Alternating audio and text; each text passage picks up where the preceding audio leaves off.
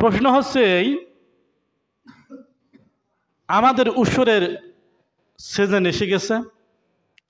তো একজন ব্যক্তি প্রশ্ন করেছিল আমাকে যে উৎসরটা আসলে আমরা দেব, এটা ফসল উৎপাদনের খরচ ধরে না খরচ বাদ দিয়ে। তো একই প্রশ্নটা করা হয়েছিল মাসিক আত তাহরিক পত্রিকায়, প্রশ্নটার উত্তর দেওয়া হয়েছে জুলাই 2023, পৃষ্ঠা নাম্বার 50, প্রশ্ন নাম্বার 3। সেখানে একই প্রশ্ন করা হয়েছিল যে আমরা আমাদের ধানের বা যে কোনো ফসলের উৎসর বের করব কিভাবে, উৎপাদনের খরচ সহ না উৎপাদনের খরচ বাদ দিয়ে। এর উত্তর দেওয়া হয়েছে যে ফসলের জাকাত দিতে হবে উৎপাদনের খরচ ব্যতিরেকে।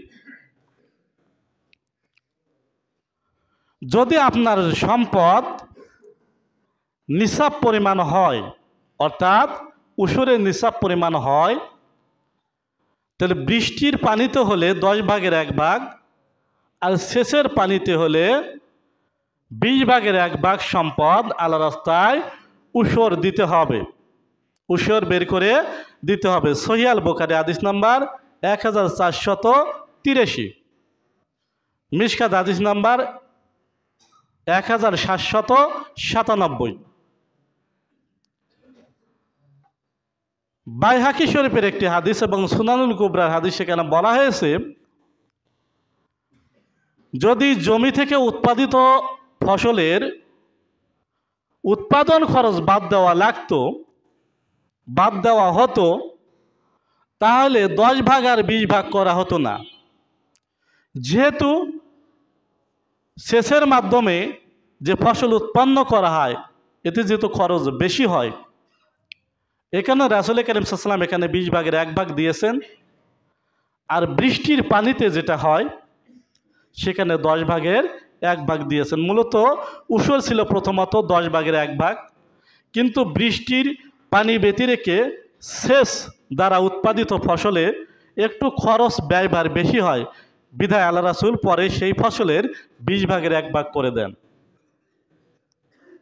তাহলে আল্লাহ রাসূল সাল্লাল্লাহু আলাইহি ওয়াসাল্লাম যেহেতু সিস্টেম করেই দিয়েছেন, কাজে আমাদের আর নতুন করে উক্ত ফসল থেকে মজুরি বাবদ বা সার বাবদ বা সেচ বাবদ আর কোনো খরচ বাদ দিয়ে উৎসর নির্ধারণ করা যাবে না। উৎসরের নিসাব হচ্ছে 18 মণ 30 কেজি, মানে 5 ওয়াশাক। 5 ওয়াশাক সমপরিমাণ হচ্ছে আনুমানিক 18 মণ 30 কেজি। এই 18 মণ 30 কেজির ওপর যাদের ফসল হবে, সেটা ধান হোক, গম হোক, ভুট্টা হোক, যে ফসল রোদ্রে শুকিয়ে গুদামজাত করা যায়, এ ধরনের ফসল কারো যদি 18 মণ 30 কেজির উপরে হয়, তাহলে তাকে উক্ত ফসলের বৃষ্টির পানিতে হলে 10 ভাগের 1 ভাগ আর সেচের পানিতে হলে 20 ভাগের 1 ভাগ জাকাত দিতে হবে, উৎসর দিতে হবে। যদি আমি কোনো এক বইয়ে পাইছিলাম, কোনো এক কেতাবে পাইছিলাম, কোন কেতাবে পাইছে আমার স্মরণ নাই, সেখানে লেখা ছিল যে উৎপাদন খরচ বাদ দিয়ে। এই কারণে ওই ভাইকে উত্তর দিয়েছিলাম যে উৎপাদন খরচ বাদ দিয়ে উৎসর দিতে হবে। কিন্তু মাসিক আত তাহরিকে হাদিস এবং সহিহ হাদিসের আলোকে এখানে প্রশ্নে তারা উত্তর দিয়েছে যে উৎপাদন খরচ বাদ দেওয়া যাবে না, উৎপাদন খরচ ধরা যাবে না। উৎপাদিত ফসল হলেই আপনার যদি নিসাব পরিমাণ হয়, তাহলে তাকে নিসাব পরিমাণ সম্পদ হলেই তাকে উৎসর দিতে হবে বা জাকাত দিতে হবে। যেহেতু সহিহ হাদিস দ্বারা এখানে মাসআলা দেওয়া হয়েছে, এখানে ফতোয়া দেওয়া হয়েছে, কাজে আমরা ওই ফতোয়া ধরব না।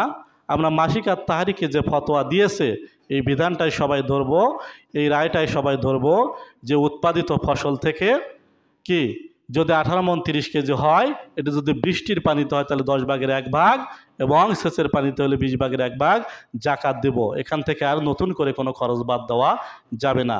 আল্লাহ রাব্বুল আলামিন আমাকে আপনাকে আমাদের সকলকেই আল্লাহ রাস্তায় দান করার তৌফিক দান করুক, এবং যাদেরকে ওসরের নিসাব পরিমাণ সম্পদ দিয়েছেন প্রত্যেক ব্যক্তিকেই ওসর প্রদান করার তৌফিক দান করুক।